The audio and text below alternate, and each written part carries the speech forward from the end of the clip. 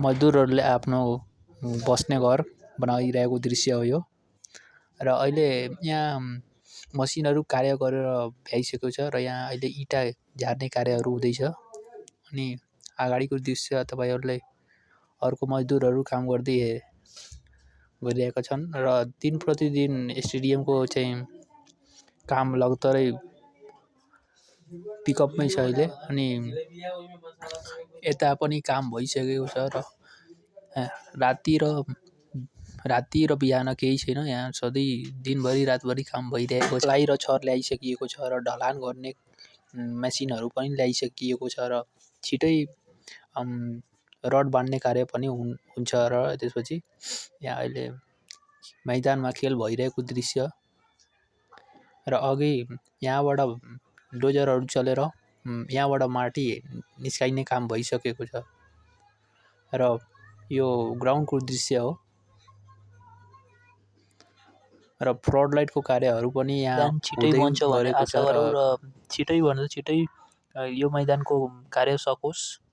रातिमा बसेर हामीले के भन्छ कुर्सीमा बसेर रातिको म्याच हेर्न पाऊँ भन्ने दृश्य हामीलाई धेरै मनमोहक छ। र त्यसरी गरी यहाँ अहिले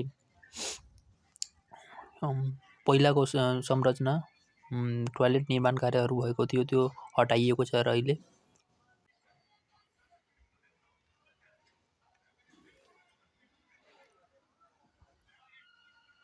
अहिले यो मसिनहरू ल्याएर राखिएको छ। यो ठुलो मसिन हामीलाई पनि थाहा भएन अब के हो, तर हेराइएको छ यहाँबाट।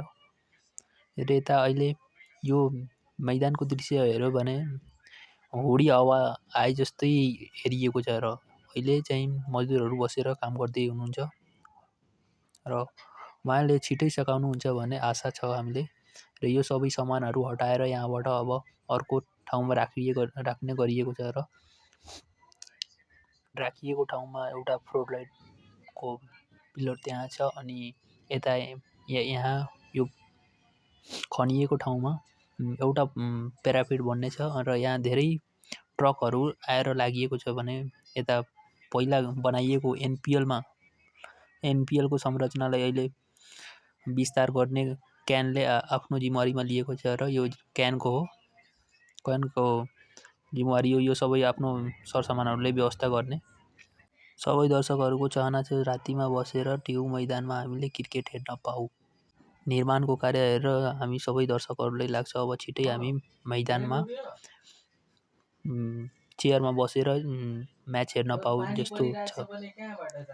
र यो कार्यको गतिविधिले हामीलाई अझै सङ्केत दिन्छ कि यो कार्य छिटैभन्दा छिटै सक्छ र यसरी रातौँ दिन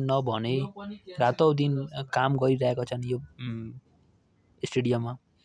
र यो वैशाखको अन्तिम लास्ट हप्तामा यो कार्य सकिनेछ र यहाँ अहिले 6वटा पोल फ्लड लाइटको 6वटा पोल यहाँ लागिन्छ र यो यहाँ र दुई ठाउँमा 10,000 अटाइने प्यारापिटको निर्माण कार्य भइरहेका छ। र यो डोजरले यहाँ पहिला नै बनाइएको घाँसे मैदानमा बस्ने दर्शकहरूलाई यहाँ यो बोल्डरहरूलाई हटाइने कार्य भइरहेको छ डोजरबाट। र यहाँको पनि माटो हटाइन्छ यहाँबाट र यहाँबाट माटोहरू लगेर एउटा अर्को ठाउँमा राखिरहेको छ सबै। अनि त्यहाँबाट माटो चाहिने बेलामा त्यहाँबाट लिएर आएर यहाँ राखिन्छ। क्यानले आफ्नो सबै सरसामानहरूलाई सुरक्षा गरिरहेका छन् किनकि यहाँ पनि एउटा प्यारापिट बन्ने छ। र यसरी तपाईँहरूलाई भिडियो राम्रो लाग्यो भने लाइक र कमेन्ट गर्नुहोला र यो च्यानललाई सब्सक्राइब गर्नुहोला।